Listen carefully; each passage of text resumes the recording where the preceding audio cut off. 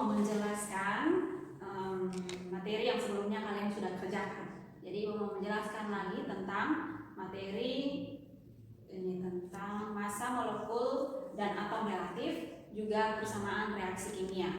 Oke anak-anak, dari pertama Ibu jelaskan dan menguatkan materi tentang massa, atom, atau molekul relatif. Jadi di dalam tabel periodik itu sudah ditaruh ada yang namanya massa atom dan ada yang namanya nomor atom. Nah, kalau pakai untuk massa atom relatif atau massa molekul relatif itu kita gunakan massa atom atau angkanya yang lebih besar di dalam tabel periodik. Misalkan kita pakai kalsium, kita lihat angka yang lebih besar yang mana. Nah, itu yang dipakai untuk massa atom relatif.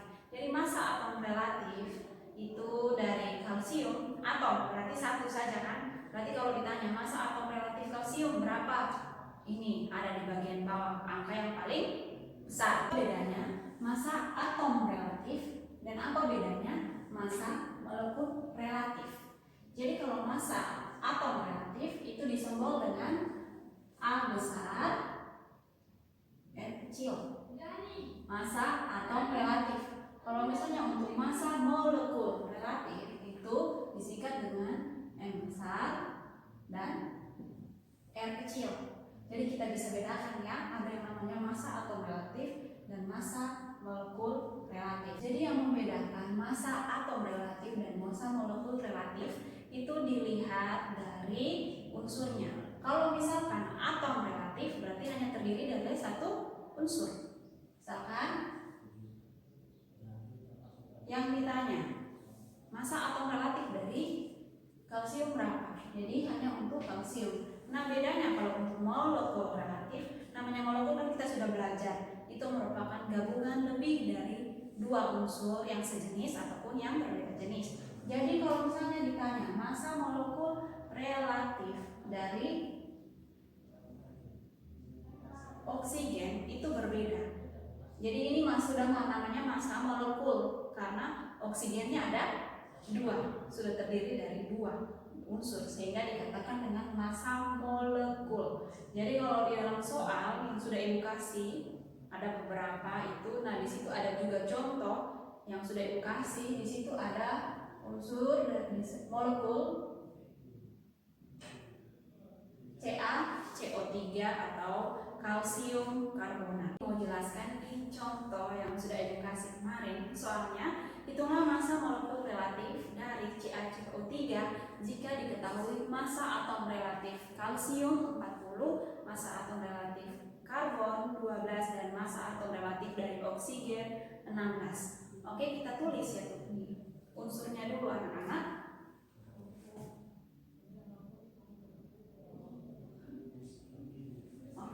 Ada berapa unsur di sini? Ada unsurnya ada 3 atau ada 3 atom ya. Yang pertama Ca, yang kedua karbon, dan yang ketiga itu adalah oksigen. Nah, bagaimana kita menghitung massa molekul relatifnya? Namanya molekul berarti kita hitung massa dari masing-masing atom terus dijumlahkan sehingga jadinya molekul, gabungan dari beberapa unsur. Oke, pertama kita tulis di sini MnCa CO3 sama dengan ini terdiri dari kalsium, karbon, dan oksigen. Pertama kita tulis kalsium ada berapa jumlahnya? Di sini ada 1. Jadi ditulis 1 dikali massa atom relatif kalsium ditambah kemudian ada karbon. Karbon jumlahnya juga 1, jadi ditulis sama seperti kalsium. 1 kali massa atom relatif karbon. Kemudian oksigen, ada berapa jumlah oksigen di sini? Ada 3. Jadi ditulis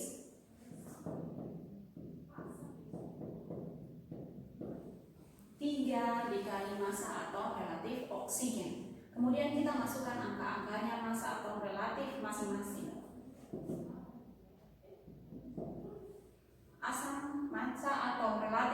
kalsium adalah berapa? Tadi sudah diketahui 40.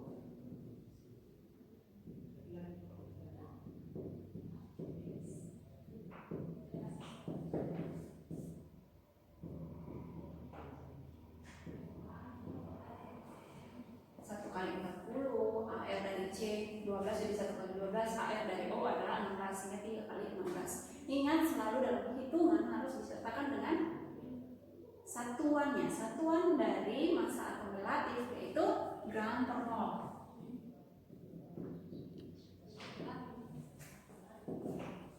Kita kalikan dulu baru dijumlahkan.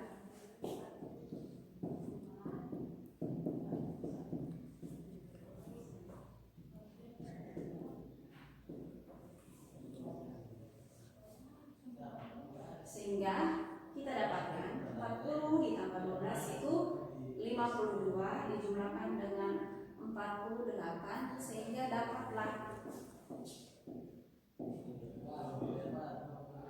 massa molekul relatif dari kalsium karbonat yaitu 100 gram per mol. Oke anak-anak, ini contohnya. Ibu harap kalian bisa mengerti. Kalau belum mengerti, kalian ulang lagi ke belakang, ulang lagi penjelasan dari awal. Diulang-ulang terus dan sambil juga ditulis. Pasti ibu yakin kalian bisa mengerti. Kemudian di tugasnya itu di nomor yang 1 itu ada 5 molekul yang ibu suruh untuk cari MR-nya. Itu yang pertama ada Mg NO3 2 kali, B AlMNO4 3 kali, C SO4 5H2O, yang D NaHCO3 2H2O, dan E CH3CH2OH. Jadi ibu jelaskan lagi satu contoh soal, satu nomor. Jadi di sini kita mau bahas sih sebenarnya, tapi ibu harap ibu kasih satu penjelasan dari nomor soal, berikutnya kalian periksa sendiri. Oke, yang pertama aluminium. Aluminium jumlahnya ada berapa? Kita lihat di sini ya, ada 1. Jadi ditulis 1 kali ada aluminium. Berikutnya yang berbeda di sini adalah magnesium dan oksigen. Kita lihat anak-anak, lihat di sini. NNO4 itu di dalam kurung. Dalam kurung terus ada indeks 3. Berarti 3 ini miliknya Mn dan oksigen. Sehingga yang di dalam Mn-nya ada 1 dikali dengan 3. Berarti mangannya ada jumlah 3 unsur mangan. Jadi ditulis 3 dikali ArN. Berikutnya oksigen. Kita lihat lagi sama seperti Mn, karena 3 termasuk miliknya oksigen, sehingga oksigen di sini ada berapa? Ada 4. 4 dikali 3 12. Berarti jumlah oksigen dalam molekul ini ada 12. 4 dikali 3. Sehingga kita tulis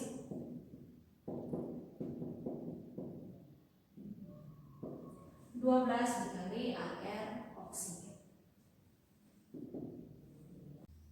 Oke, kita lihat di tabel periodik massa atom relatif dari ketiga unsur ini. Yang pertama aluminium 27, mangan 55, dan oksigen selalu kita tahu berapa? 16. Oke, kita masukkan di dalam cakaran.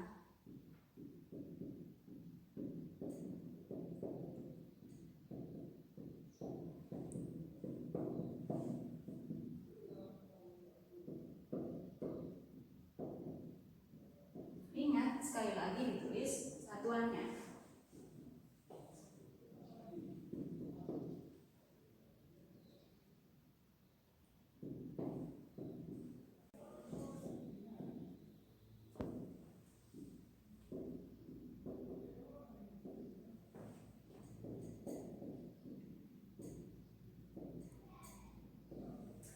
Oke anak-anak, jadi begini caranya. Jadi tolong lihat bedanya. Kalau misalnya ada dalam kurung, berarti indeks di sebelah kanan adalah milik semua unsur di dalam kurung. Oke anak-anak, berikutnya ibu akan jelaskan lagi tentang persamaan reaksi kimia. Jadi di situ ada tugas.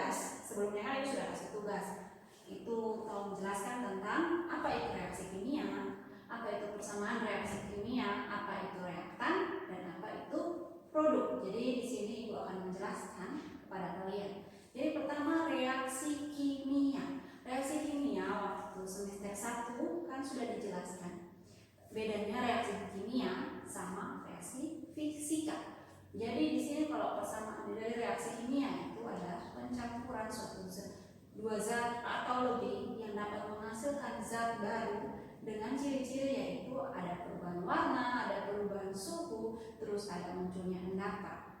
Nah, dengan munculnya gas itu yang namanya reaksi kimia. Nah, dalam reaksi kimia untuk menjelaskan unsur-unsur atau senyawa-senyawa yang terjadi dalam reaksi tersebut, kita nyatakan dalam persamaan reaksi kimia. Oke, anak-anak. Jadi di sini misalkan ini namanya cara tulis persamaan reaksi kimia. Misalkan A, B, C, dan D ini merupakan suatu unsur atau suatu senyawa yang ingin dicampurkan dalam reaksi kimia. Misalkan molekul A direaksikan dengan molekul B menghasilkan, ingat tanda panahnya seperti ini ya anak-anak. Ada beberapa tanda panah, anak panah. Namun yang pertama ibu jelaskan, anak panahnya tulis seperti ini. Tidak ada tulis reaksi kimia, anak panahnya seperti ini. Jadi berikutnya hasilnya adalah C tambah D. Jadi saat direaksikan sudah pasti hasilnya juga berbeda atau menghasilkan produk yang baru. Kemudian di sini ibu juga mau menjelaskan apa itu reaktan dan apa itu produk. Jadi reaktan itu beda sama produk anak-anak.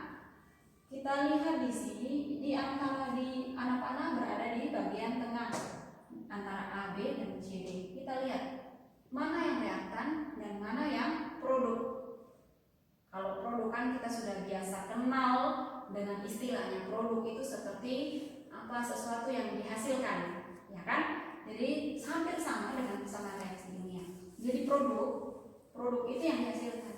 Sehingga ini lihat anak panahnya. Jadi C dan D merupakan produk, sesuatu yang dihasilkan. Sedangkan reaktan itu sesuatu yang dicampurkan, sehingga diharapkan menghasilkan produk.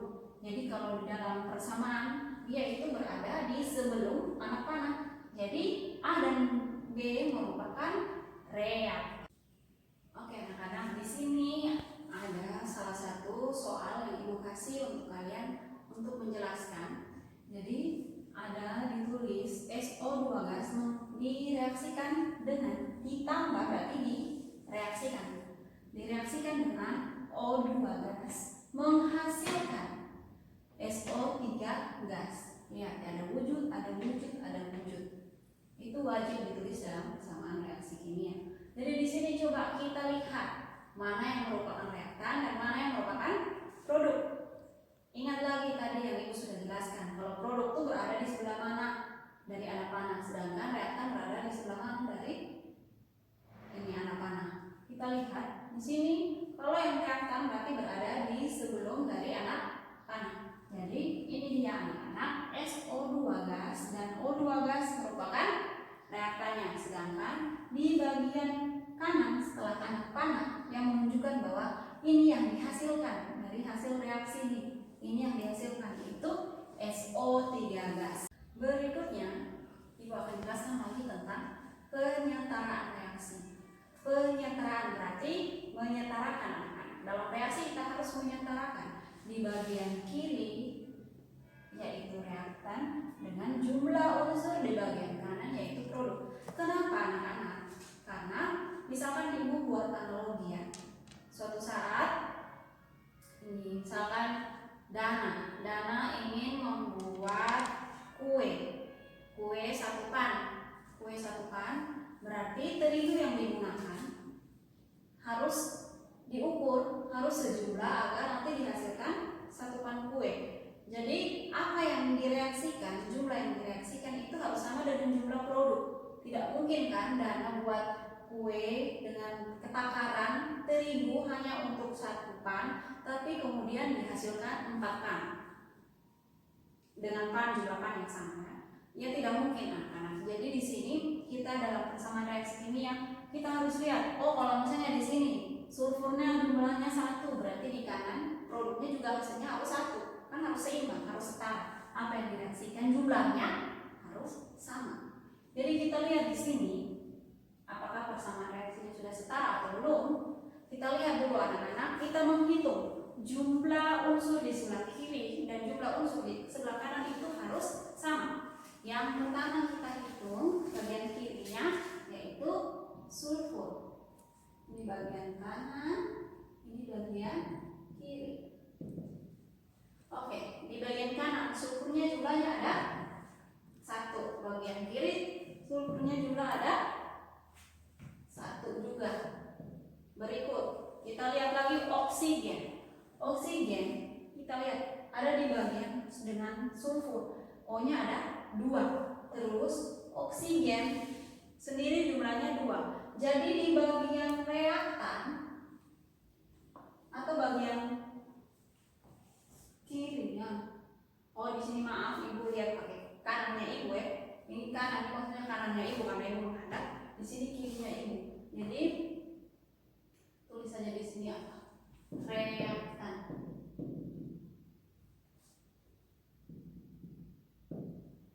Produk. Jadi di bagian reaktan oksigennya ada 2 kata 2. 4. Di bagian produk oksigennya cuma 1. Di bagian S yaitu oksigennya jumlahnya ada 3. Oksigen 3. Apakah jumlah di bagian reaktan dan jumlah unsur di bagian produk jumlahnya sama? Belum anak-anak, lihat sulfurnya sudah, tapi oksigen belum. Berarti persamaan reaksi ini belum setara. Pertama itu yang kita harus lihat, jumlah kiri dan kanan atau jumlah reaktan dan produk, apakah unsur-unsurnya jumlahnya sama atau tidak. Kalau sudah sama, kita tidak perlu setarakan lagi. Oke anak-anak, berarti mana yang harus kita setarakan? Sulfur tidak bisa lagi. Yang kita harus setarakan adalah oksigen. Kita lihat jumlah yang paling sedikit di bagian produk atau reaktan. Kita lihat di situ, di sana oksigennya cuma 3. Berarti yang kita harus lihat itu di bagian produk. Kita harus sesuaikan dengan jumlah di bagian yang sudah lebih besar, yaitu reaktan. Kita lihat di sini. Kita harus mengalihkan kali dengan koefisien. Kita coba-coba ya, misalkan di sini. Ini kan. Berarti yang kita harus kali itu koefisien itu berarti angkanya di depan senyawa. Berarti kalau 3 di sini kan ada jumlahnya ada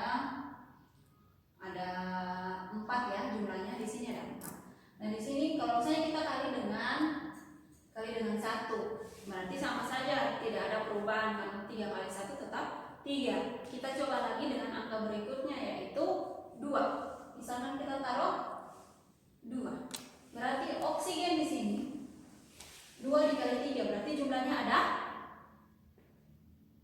6. Jumlahnya ada 6. Berarti kita tulis lagi oksigen di sebelah sini sudah 6. Dan di sebelah sini, di sebelah reaktan kan masih 4. Saat dikalikan 2 sebagai koefisien dari SO3, berarti jumlah X juga sudah otomatis berubah. Jadi sulfur di sini jumlahnya adalah 2. Nah, kalau di bagian reaktan sulfurnya masih jumlahnya 1. Berarti bagian mana yang harus kita kalikan lagi supaya sulfurnya menjadi 2? Bagian oksigen atau jumlah bagian SO2 yang kita kalikan berarti yang ada sulfur, karena di sini sulfurnya juga sudah berubah jumlahnya. Berarti di sini kita dikalikan koefisiennya di bagian depan SO2. Di sini sebelah yang bagian produk sulfurnya kan ada 2. Nah kalau ini sulfurnya masih 1, sehingga koefisien yang kita kalikan berapa? Harus 2 kan anak-anak, supaya seimbang dengan di bagian produk. Jadi kita tulis 2. Sekarang kita hitung lagi. Sulfur di sini jumlahnya menjadi 2. Oksigen 2 kali 2 4 ditambah 2 berarti 6. Sulfur 2, oksigen 6. Di bagian produk sulfur adalah jumlahnya 2 dikali 1 berarti 2. Oksigen 2 kali 3 6. Apakah sudah seimbang anak-anak? Kita lihat di sini. Sulfur sama-sama 2, oksigen sama-sama di sini 6 ya. Oksigen sama-sama 6. Jadi ini yang namanya setara. Kita harus kalikan dengan koefisien. Pertama kita jumlahkan dulu, terus kalikan dengan koefisien. Karena kita dapat menyetarakan reaksi, itu masih reaksi sederhana anak-anak.